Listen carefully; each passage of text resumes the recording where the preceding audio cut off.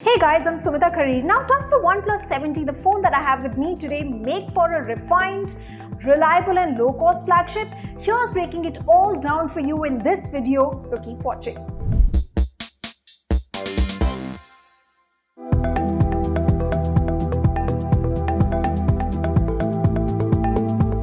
First up, design. As far as the design of this phone is concerned, it's a massive phone. It's a pretty huge phone. Look at the back. It's got a nice metallic back in a nice blue color that's very, very different from what you usually see. It gives you a good in-hand feel. The buttons are easy to reach out here, the volume and power button, so it's not going to be too much of a hassle. It's not too big also.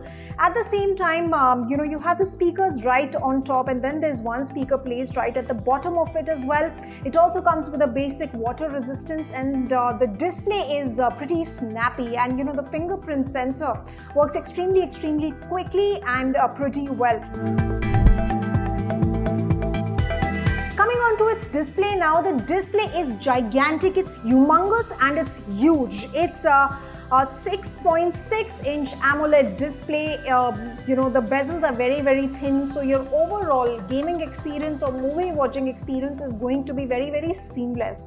There's not going to be any interruption as far as the screen is concerned. The brightness, as you can see indoors, it's pretty bright. In fact, it's burning out in front of the camera while I'm recording, so I'm going to reduce the brightness a bit.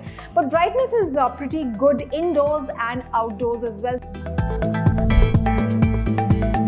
Now, talking about the phone's performance, the OnePlus 70 is actually powered with Snapdragon 855 Plus. That will make your anything that's graphic intensive, whether it's your games or any of your apps, very, very smooth to function. And then your phone also becomes lighting quick. You can launch or you can quit apps without any lag, without any kind of a delay. You can surf the web, take photos, so it's perfect for your everyday heavy usage if you want.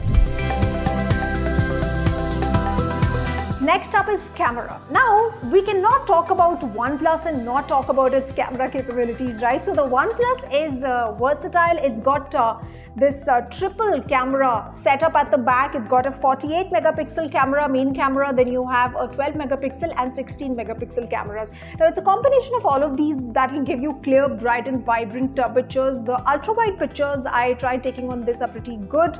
The HDR rendering in low light is pretty effective as well. The 16 megapixel front camera, as you can see right here on top in the middle of the phone, it captures details, skin tones pretty well. 4K recording, video recording capabilities are handled pretty well on this phone. So, so the photographs taken on this phone are pretty nice. They're pretty sharp, vibrant, and of course the colors are placed really well. The colors are extremely to the point. The green is a lot of green, then you have yellow is a lot of yellow. So the contrasts are overall handled pretty well on this phone. And then you can zoom in as much as you want, and it's not going to deteriorate the picture quality, which I feel is the best thing, because sometimes what happens is you click a picture, but then you want to adjust the angle, you just want to, focus on one subject. So that is handled pretty well here. In case of portrait shots, the background gets blurred.